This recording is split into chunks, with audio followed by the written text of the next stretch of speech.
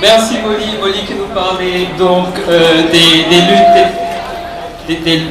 luttes des femmes autochtones et des personnes plus spirituelles au Canada, au Québec. La prochaine personne... Surtout en direct, ça arrive, j'ai tous les droits. Merci. Je connais mes droits. Hey! I'm sorry, folks, but an apology is not enough. I'm sorry, but to me, reconciliation is not justice. Native title is not land rights.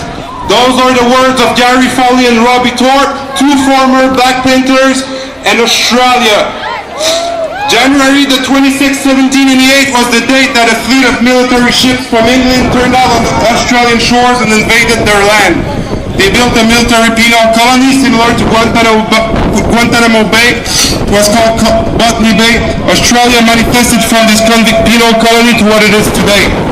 There's been no treaty with the original people of this land, no consent, and obviously there's no jurisdiction as they invaded their land by military force. That's what Australia Day represents to Aboriginal people. They call it Invasion Day. In 1972, the Aboriginal 10th Embassy was created by the Black Power movement in order to put a turn to the official assimilation policy of the Australian government. 4 Aboriginals were sent in front of the Parliament in Canberra to put a tent in front of the invaders' Parliament. Why a tent? Because it represented the conditions of life of an Aboriginal person at that time. The Black Power emerged and created health services for the people of their communities. It was called community control.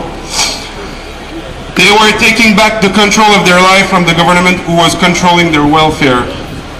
The Australian government used Black Power as a propaganda to put fear in the wider communities through the medias and send the cops with guns. They killed almost everybody.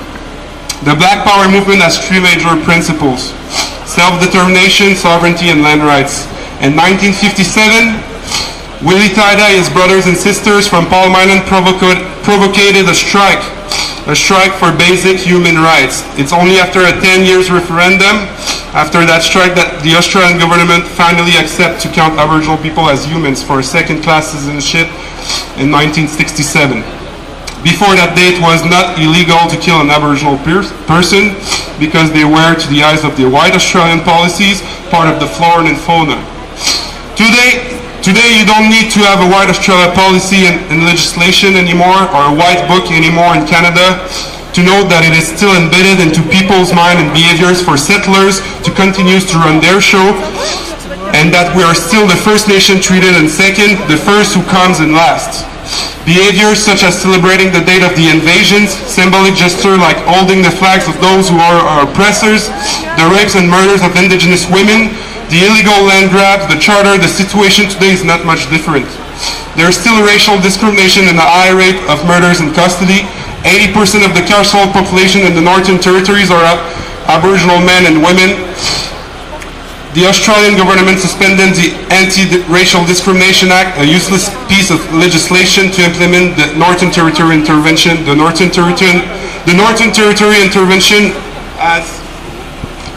has been extended by both of the Australian governments and gives the free go to the media to openly discriminate Aboriginal people, the free go to the cops to take control of any Aboriginal organization, and to incarcerate an Aboriginal person for no reason, which is the case right now. If you're caught with a beer on a mission, which is the equivalent of a reservation here, you go to jail for 1.5 years and you pay $75,000. The Northern Territory Interventions was created by government when they suddenly realized that there was mining interest in those regions.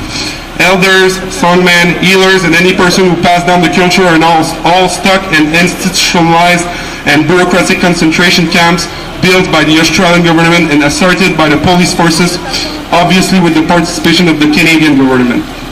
The apartheid started in Australia many years ago and is still on today.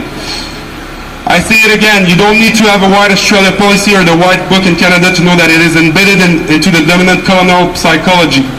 All you have to do is to replace the KKK members by cops, or to replace churches by other assimilationist institutions like capitalist schools that does not reflect the needs and the values of Indigenous people. Colonialism is not an event that starts and ends. It is a structure, a systemic use of violence, an intemporal violation of Indigenous rights. The colonial state is violent by nature. It forces us, by its structures, to redefine every aspect of our lives.